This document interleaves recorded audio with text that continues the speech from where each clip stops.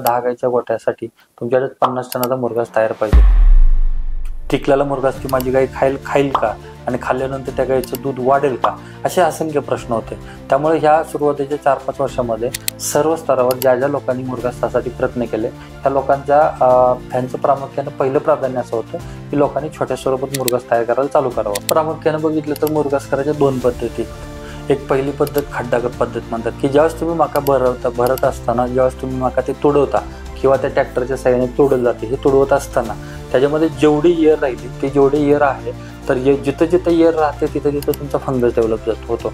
बुरशी आलेलं अन्न जर खाल्लं गेलं तर त्याला काय होतं की त्या गाईचं पोट बिघडतं आणि दूध वाढायच्या ऐवजी जर तिचं शेण पातळ आलं तर त्याला अजून दूध कमी होतं. मग याचा उलटा इफेक्ट होतो. एखाद्या गाईला जर तुम्हाला 25 लिटर दूध द्यायचं असेल तर दुधातला मेजर कंटेंट काय आहे, जोपर्यंत तुम्ही त्याला प्रोटीन सोर्स चांगला देत नाही तोपर्यंत तुमच्या गाईची दूध उत्पादन लेवल चांगली राहत नाही. मुरघास तयार करते वेळी सपोज आपली जी बॅग आहे सर त्यामध्ये भरताना काय प्रोसेस असते नक्की सर? काही ठिकाणी थोड्याफार प्रमाणात युरिया सुद्धा सर वापरलेला पाहिला जातो. नाही, युरिया नाहीच टाकलं पाहिजे. मुरघास तयार करत असताना त्याची फर्मेंटेशनची जी प्रक्रिया आहे ती पूर्ण प्रक्रिया तयार व्हायला साधारणपणे 45 दिवसाचा कालावधी लागतो. एकदा बॅग भरल्यानंतर तुम्ही ते 45 दिवसानं ते टाकायला चालू करू शकता. किंवा प्लॅटफॉर्म म्हणून आम्ही काय विचार केला, 3 टनाची बॅग असेल तर आम्ही जर 10 बॅग घेतल्या तर शेतकऱ्यांना 1100 रुपयाला होम डिलिव्हरी करतोय.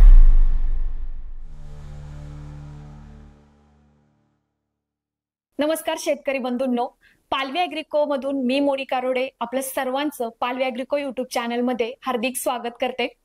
तर शेतकरी मित्रांनो, जसं की तुम्ही देखील पाहत आलेच असाल आपल्या पालवी ॲग्रिको चॅनलवरती वेगवेगळ्या सोशल मीडिया चॅनलवरती आपण नेहमीच शेतीविषयक असो किंवा पशुपालन विषयक आपण जे व्हिडिओज आहेत तर ते नेहमीच टाकत असतो. त्यामधून नक्कीच तुम्हाला चांगल्या प्रकारे व्यवसाय करण्यासाठी त्या ठिकाणी संधी उपलब्ध होत असते, चांगल्या प्रकारे मार्गदर्शन देखील मिळत असतं.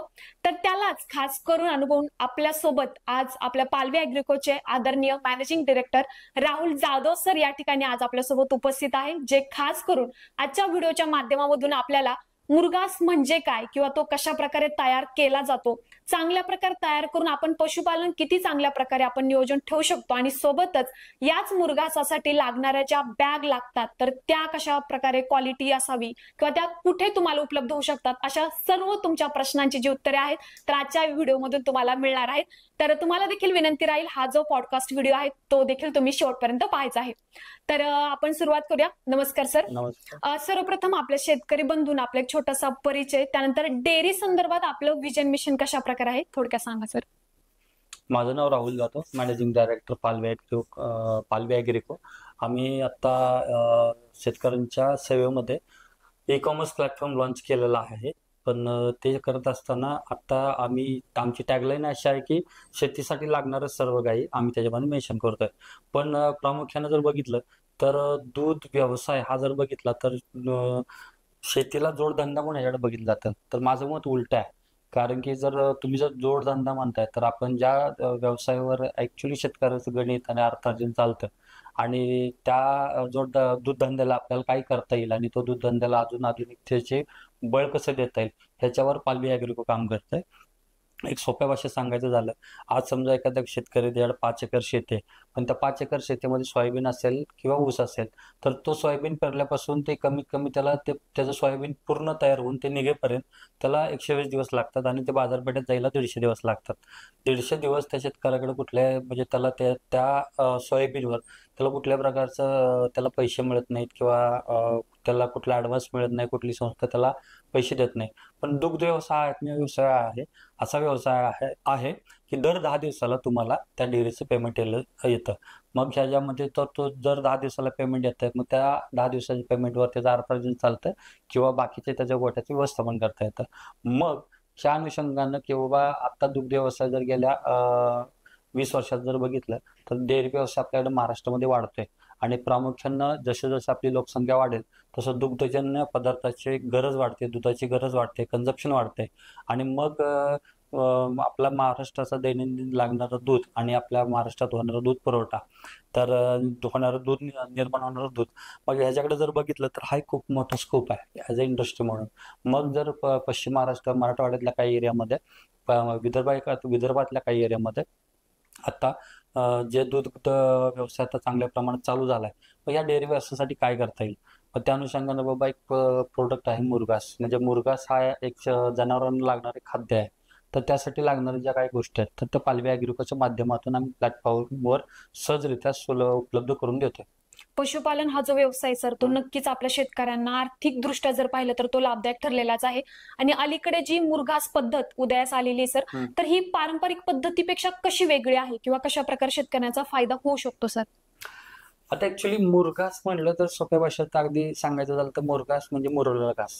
आता मुरवलेला घासाचं आपण काय म्हणतो, कारण समजा एखाद्या शेतकऱ्याकडे जर 10 गायी असतील, आता त्याचा जर तुम्ही एक 10 गायीचा गोठा बघितला तर 10 गाय, मी असं म्हणतो की तुमच्या दुग्ध व्यवसाय जर यशस्वीपणे पार पाडायचा असेल तर तुमच्याकडे 3M असणं गरजेचं आहे. 3M म्हणजे काय? पहिला मुरघास, दुसरं मिल्किंग मशीन आणि मुक्त गोठा. या 3 जर गोष्टी तुमच्याकडे असतील तर त्या जो शेतकरी आहे त्याचा गोठा एकदम व्यवस्थित चालेल. आता उदाहरणार्थ एक समजा एखाद्या शेतकऱ्याकडे 10 गायी आहेत. 10 गायीला जर तुम्ही प्रामुख्याने बघितलं, दिवसाला एका गायीला साधारणपणे 30 किलो चारा लागतो. तर 10 गायीचे 300 किलो चारा लागेल. आणि मग ते शेतकरी सकाळपासून संध्याकाळपर्यंत ते जाणे, वैरण आणणे, वैरण आणत असताना मग हा परत तो तिथंच आलो आपण, की जर तुमच्या त्या शेतामध्ये तुमचा चारा किती उपलब्ध आहे. कारण उदाहरणार्थ जर 1 एकर मका असेल तर ती मका कापायला चालू केली. रोज मी मका कापतोय आणि त्या 300 किलो त्या माझ्या 10 गायीने टाकतोय. हे करत असताना ज्यावेळेस तुम्ही मकाचा इकडून कापायला चालू करता त्यावेळेस ती मका हिरवी असते. आणि मग जसजसे दिवस जाईल ते मका जून होते, ती वाळते, त्यातून प्रोटीन कंटेंट तेवढं मिळत नाही. मग थोडंसं आपण त्या दुधाच्या पूर्ण किंवा दूध गाईकडे जर बघितलं तर 1 लिटर दूध तयार करायला किती टक्के प्रोटीन लागतं. एक त्याचं साधं कॅल्क्युलेशन असं आहे की एक गाईला दिवसात 30 किलो चारा खायला लागतो. त्या चाऱ्याबरोबर 6 किलो पशुखाद्य लोक देतात. आता पशुखाद्य म्हणजे आहे काय? तुम्ही पशुखाद्य बनतं कशापासून? तर पशुखाद्य मका, गहू, बाजरी यापासून बनतं. सोप्या भाषेत सांगायचं झालं तर एक पशुखाद्यामध्ये 22%, 20% आणि 24% असं प्रोटीन असतं. आणि ह्या प्रोटीनसाठी त्या शेतकऱ्याला साधारणपणे त्याच्या दूध उत्पादनाच्या 50 ते 60% पैसे प्रोटीनसाठी मोजावे लागतात. मग हे प्रोटीन बनतं कशापासून? परत ती पूर्ण त्याची प्रक्रिया जर समजून घेतली तर तुम्ही कुठलाही शेतकरी जेव्हा मका शेतामध्ये पेरतो, ती मका पेरल्यानंतर त्याला कणीस येतं.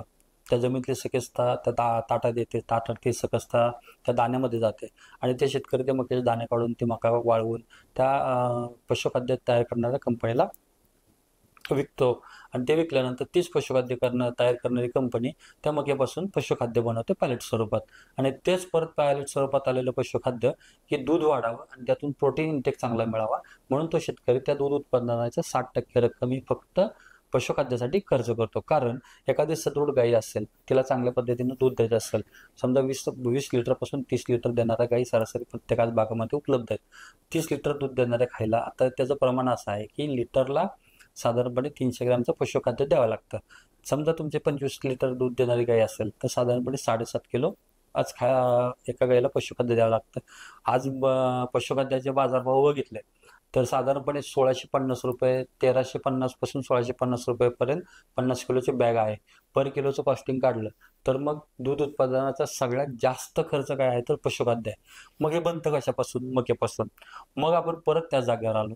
जर ते त्याच शेतकऱ्याच्या शेतातून ती मका बनते तर त्या मक्यापासून जर तुम्ही मका चिकत असताना त्या मक्याचा मुरघास करून जर ठेवला तर साधारणपणे ओल्या मक्यापासून केलेल्या मुरघासामध्ये प्रोटीनचा इंटेक साधारणपणे 6 ते 11% मिळतो.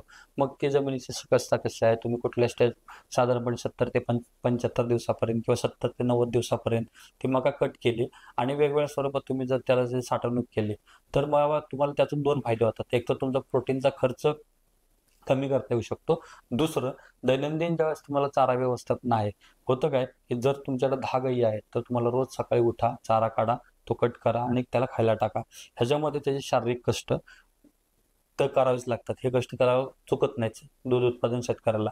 पण जर मुरघास केला तर काय होतं की बाबा अजून एक त्याच्या नाण्याची दुसरी बाजू बघितली. समजा 4 लोकांचं एक कुटुंब आहे. 4 लोकांच्या कुटुंबासाठी एक शेतकरी साधारणपणे 2 गव्हाची पोती, 2 ज्वारीची पोती गावामध्ये एक त्याला आपण रेशन बॅलन्स प्रोग्राम म्हणतो. म्हणजे काय, 4 जणांच्या कुटुंबाला जेवढं धान्य लागतं ते कुटुंब तेवढं धान्य तुमचं स्टोअर करून ठेवलेलं असतं. तसं जर तुम्हाला 10 गाईचा गोठा करायचा असेल तर साधारणपणे तुमच्याकडे 10 गाईच्या गोठ्यासाठी तुमच्याकडे 50 टनाचा मुरघास तयार पाहिजे. त्यानं काय होईल एक तर तुम्हाला सगळ्यात महत्त्वाचा प्रोटीन सोर्स चांगला मिळेल. दुसरं की बाबा तुम्हाला चारायसाठी जी दैनंदिन येणारी अडचण आहे ती होत नाही.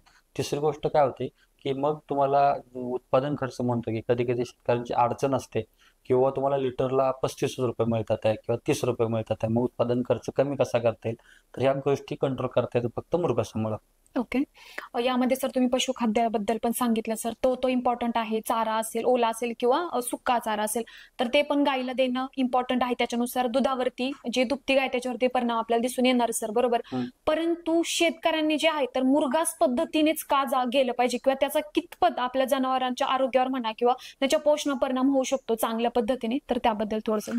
सोपं सांगितलं, एखाद्या गाईला जर तुम्हाला 25 लिटर दूध द्यायचं असेल तर दुधातला मेजर कंटेंट काय आहे, जोपर्यंत तुम्ही त्याला प्रोटीन सोर्स चांगला देत नाही तोपर्यंत तुमच्या गाईची दूध दूध उत्पादन लेवल चांगली राहत नाही. येस. मग प्रोटीन सोर्ससाठी चांगला सोर्स काय, एक तर तुमचं पशुखाद्य, दुसरं तर ते पशुखाद्य बनतं त्या अशा मक्यातून बनतं. मग ज्या मक्याचा जर तुम्ही मुरघास केला, मक्याच्या मुरघासातून जे तुमचे दूध वाढवते आणि तुमची दूध वाढ टिकून राहते. आता होतं काय, समजा एखादी गाई ज्यावेळेस व्याल्यानंतर त्याला पीक लॅक्टेशन म्हणतात, म्हणजे सुरुवातीच्या 150 दिवसापर्यंत 100 120 ते 150 दिवसापर्यंत ती जास्त दूध देते.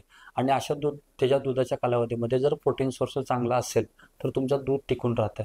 मग शेवटी परत मुद्दा आपण तिथंच आलो, जर तुमचा प्रोटीन सोर्स चांगला द्यायचा असेल मग त्याला मुरघासाशिवाय पर्याय नाही. आणि मुरघास करत असताना जर आपण मक्याचा मुरघास केला तर तुम्हाला तो जास्त काळ टिकतो आणि त्याचं दूध उत्पादन चांगलं वाढतं. जसं की सर आता तुम्ही सांगितलं की प्रोटीन जो सोर्स आहे तो गायला खूप इम्पॉर्टंट आहे, जो की मुरघासामधून मिळू शकतो. म्हणजे शेतकऱ्यांनी मुरघास पद्धत कंपल्सरी अवलंबली तर पाहिजे सर, बरोबर.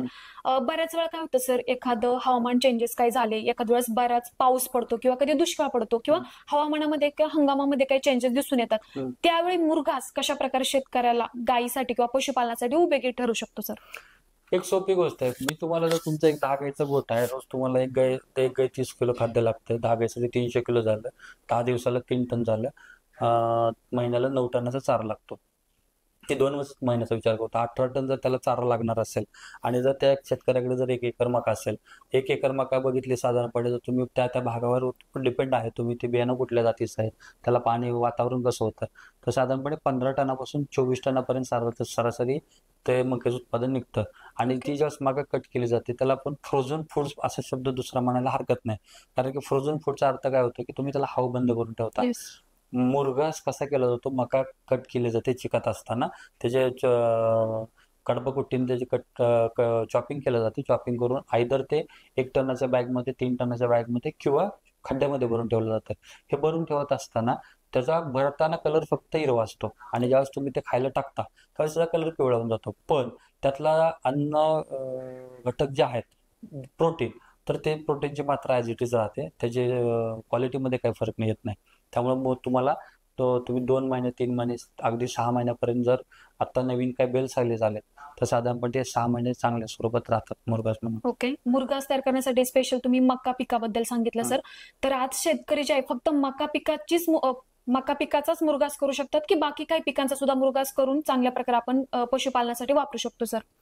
नाही, आता काही भागामध्ये शेतकरी ऊसाच्या वाड्याचा मुरघास करतो, काही भागामध्ये शेतकरी कडवळचा पण मुरघास करतो, काही भागामध्ये शेतकरी मक्याचा करतो. पण कडवळ आणि ऊसातून जर बघितलं तर प्रोटीन सोर्स तेवढं मिळत नाही. मग त्याला आपण फक्त की बाबा पुरवठ्याचं साधन, की ज्या शेतकऱ्याकडं चारा उपलब्ध नाही आणि त्याला दुसऱ्या चाऱ्याचा पर्याय नाही, त्यामुळे तो कडवळ म्हणून करू शकतो.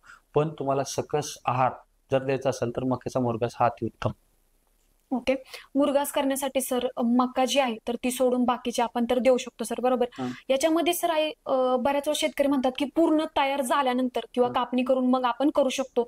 तर नक्की अवस्था काय पाहिजे सर पिकाची, त्याच वेळेस आपण मुरघास आपण तयार करू शकतो पूर्ण?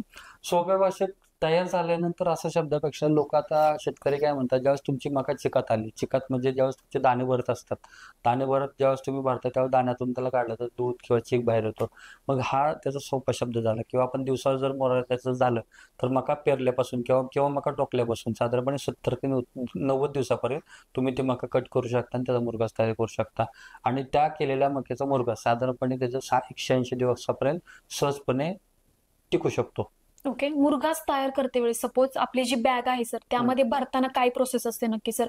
काही ठिकाणी जे आहे गुळाचं पाणी वापरलं जातं किंवा काही ठिकाणी मीठ सुद्धा वापरलं जातं आणि काही ठिकाणी थोड्याफार प्रमाणात युरिया सुद्धा सर वापरलेला पाहिला जातो. तर यामध्ये सर या गोष्टी किती महत्त्वाच्या आहेत किंवा या टाकल्या पाहिजे किंवा नाही? प्रत्येक गोष्टीचा काय सर संबंध येतो मुरघासासाठी? नाही, युरिया नाहीच टाकलं पाहिजे. युरिया ऍक्च्युली कोण मुरघासामध्ये टाकत नाही.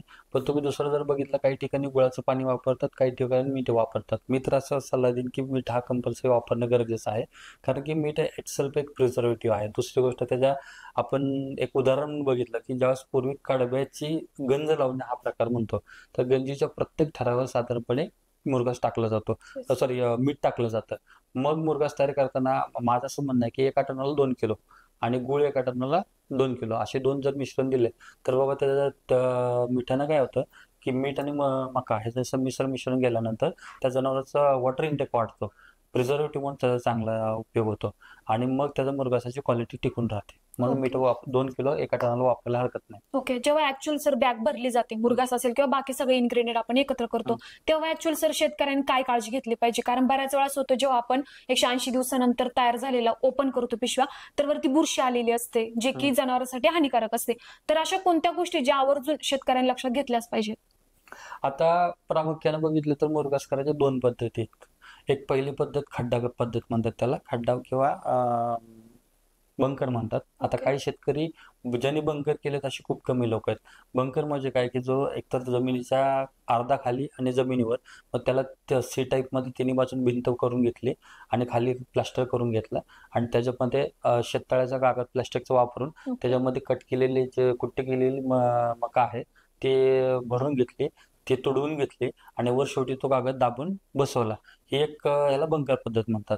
पण ह्याच्यामध्ये सुद्धा शक्यता काय आहे की ज्यावेळेस तुम्ही मका भरत असताना ज्यावेळेस तुम्ही मका ते तुडवता किंवा त्या ट्रॅक्टरच्या साहाय्याने तोडलं जाते, हे तुडवत असताना त्याच्यामध्ये जेवढी एअर राहिली ते जेवढे एअर आहे, तर जिथं जिथं एअर राहते तिथं तिथं तुमचा फंगस डेव्हलप होतो आणि एकदा फंगस डेव्हलप झाला की त्याला आपण बुरशी आलेलं अन्न जर खाल्लं गेलं तर त्यांना काय होतं की त्या गाईचं पोट बिघडतं आणि दूध वाढायच्या ऐवजी जर त्याचं शेण पातळ आलं तर त्याला अजून दूध कमी होतं, मग याचा उलटा इफेक्ट होतो. त्याला म्हणतात सारा, सब ॲक्यूट रुमिनल ऍसिडोसिस. त्याची दुसरी पद्धत कशी आली की काही लोक आता 1 टनाची बॅग आणि 3 टनाची आणि 5 टनाची बॅग भरतात. आता बऱ्याच सोलापूर जिल्हा, पुणे जिल्हा असेल किंवा जिथं दुग्ध व्यवसाय जास्त प्रमाणात चांगला चालतो, तर इथं पद्धत काय आता हे काय करतात, 1 टनाची बॅग भरत असताना ते कुट्टी करून घेतात आणि कुट्टी करून ते बॅग तुडवून तुडवून त्या 2-3 माणसांच्या साहाय्याने ती बॅग भरली जाते. पण तुडवत असताना सुद्धा जेवढी जास्त ती तुडवली आणि जेवढी जास्त त्यातली एअर काढली तर तो तुमचा मुरघास साधी क्वालिटीचा बनतो. आणि ज्यावेळेस तुमची बॅग तिथं वर शेवटच्या टप्प्यात भरत येते मग तिथं तुडवण्याचं प्रमाण कमी झालेलं असतं आणि तिथं थोडा एअरचा गॅप राहिलेला असतो. त्यामुळे साधारणपणे माझं असं निदर्शन असं आहे, माझं ऑब्झर्वेशन असं आहे की प्रत्येक बॅगच्या वरचा जो 10 ते 15% भाग आहे जिथे जास्त एअर राहिली तो तिथं फंगस डेव्हलप होतो आणि तो फंगस डेव्हलप झाल्यामुळे तो मुरघास तो गाईला खायला पात्र नाही. मग त्यानं काय होतं की शेण परत पातळ येतं आणि दूध तुमचं कमी झालेलं दिसतं. म्हणजे एकंदर बुरशी जर तयार होऊ न द्यायची असेल तर जी पिशवी आहे बांधताना आपल्याला प्रॉपर हवाबंदच बांधणं गरजेचं आहे सर. अगदी बरोबर. बरोबर. जसं की सर तुम्ही मुरघास ची माहिती देत असताना सारा हा शब्द वापरला, तर सारा या कन्सेप्टचा सर गायीच्या पोषणासाठी असेल तर त्याचे दुष्परिणाम आणि फायदे काय आहेत सर? सारा म्हणजे सब ॲक्यूट रुमिनल ऍसिडोसिस. सब ॲक्यूट रुमिनल ऍसिडोसिस म्हणजे काय, जसं आपल्याला माणसांना आपण पित्त होतं. आता उदाहरणार्थ आपण जर प्रोटीन, मग प्रोटीन कशातून मिळतं, काही लोक शाकाहारी ती पुरणपोळी खातात, मांसाहारी ती मटण खातात. मटण आणि पुरणपोळीचा जो स्वयंपाक खाल्ल्यानंतर साधारणपणे पोट जड वाटतं आणि जड वाढल्यानंतर पित्त वाढतं. पित्त वाढल्यानंतर मग त्याचा पचनावर परिणाम होतो. सेम ज्यावेळेला तुम्ही गाईचा, शेतकऱ्याची माफक अपेक्षा असते, माझी गाय व्यालेली आहे, ती जास्त दूध देते म्हणून त्याला जास्त प्रोटीन इंटेक दिला जातो.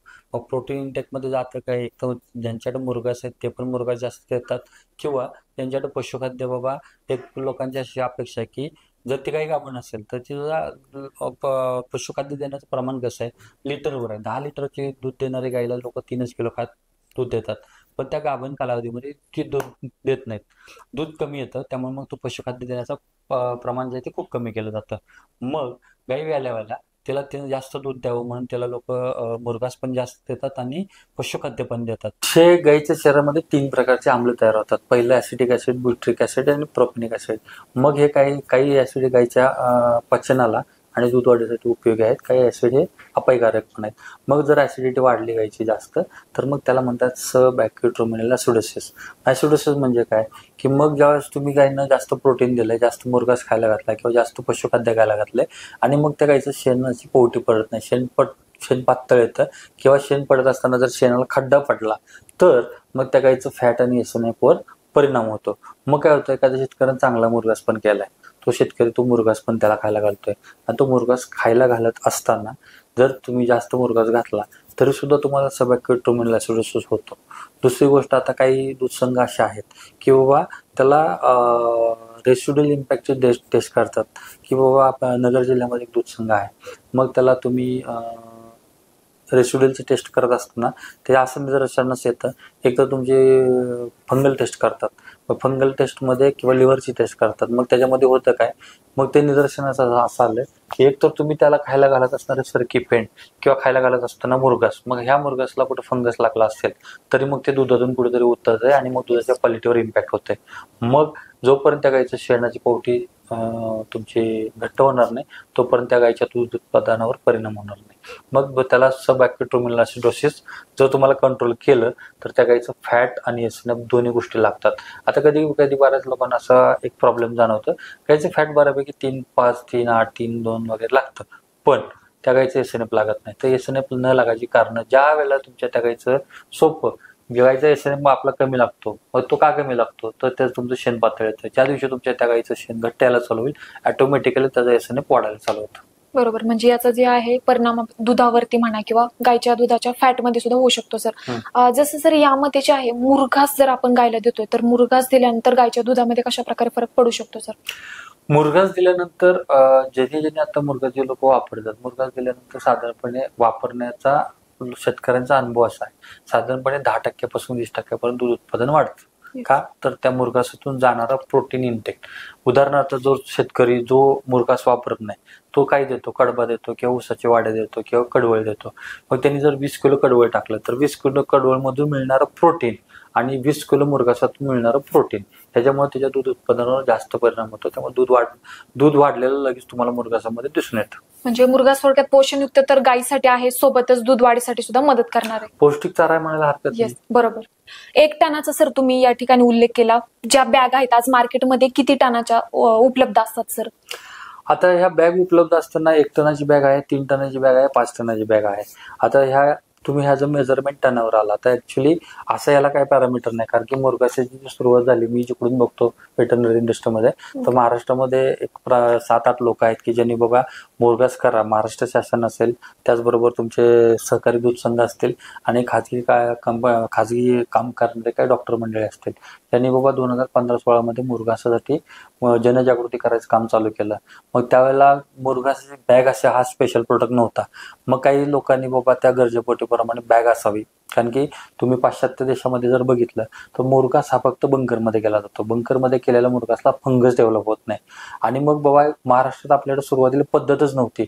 मग त्या लोकांनी ते जनजागृती करत असताना की मुरघास लोकांनी करावा, मग करत असताना त्या लोकांचं म्हणणं असं होतं की बाबा मी जर 25 टनाचा मुरघास केला तर तो मुरघास तो टिकेल का, टिकलेला मुरघास ती माझी गाय खाईल का, आणि खाल्ल्यानंतर त्या गायीचं दूध वाढेल का, असे असंख्य प्रश्न होते.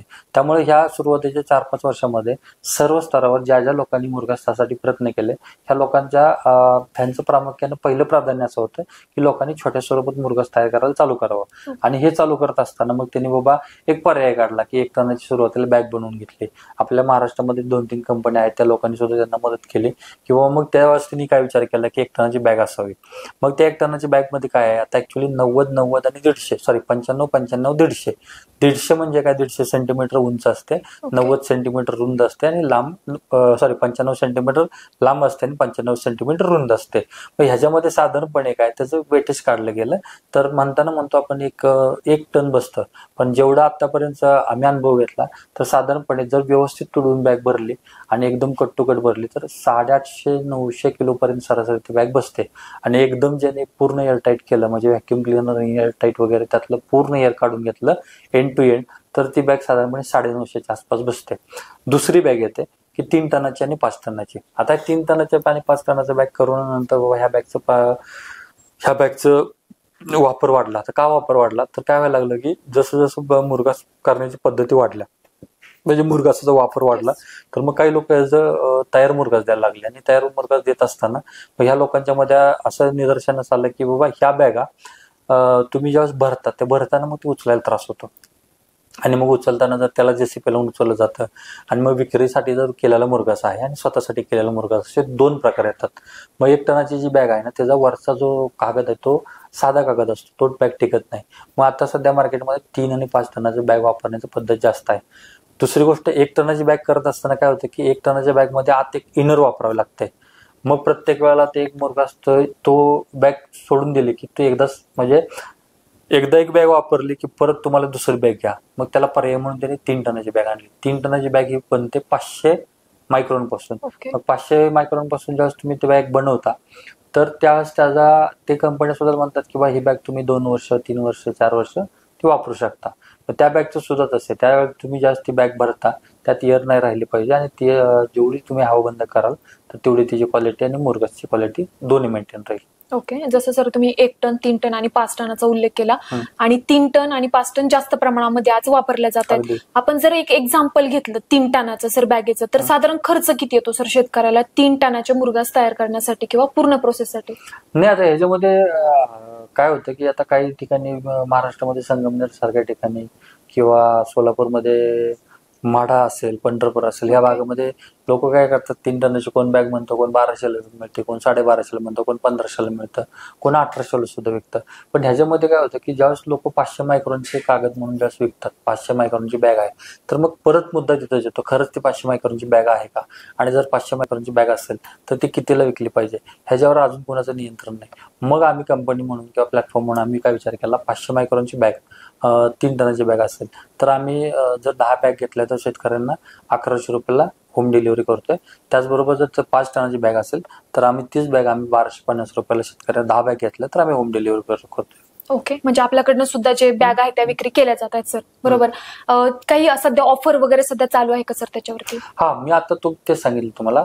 साधारणपणे तुम्ही प्रामुख्याने बघितलं तर 3 टनाची बॅग संगमनेर सारख्या ठिकाणी असेल, नगर सारख्या ठिकाणी असेल, तर तुम्हाला 3 टनाची बॅग 1250 ते 1400 रुपयाला मिळते. आम्ही 3 टनाच्या 10 बॅग घेतल्या तर 1150 रुपयाला आम्ही शेतकऱ्याला पोच करतोय.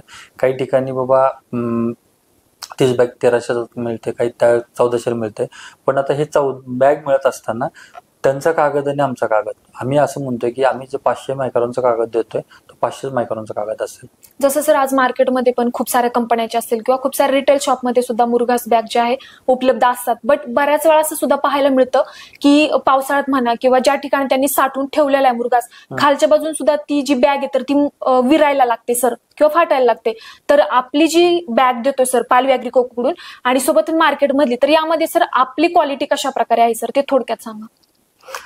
जिथं बॅग विरते किंवा जिथं बॅग फाटते किंवा जेव्हा हे करतो, जर तुम्ही ती बॅग घेत असताना जर तुमचा कागद चांगला असेल किंवा ते खरंच 500 मायक्रॉन असेल, एक सोपं 500 मायक्रॉन म्हणजे शेततळ्याला वापरला जाणार कागद, ज्या आता शेततळ्याला वापरला जाणार सगळा कागद हा 500 मायक्रॉनचा असून तो कमीत कमी 10 वर्ष अगदी सहजरित्या टिकतो.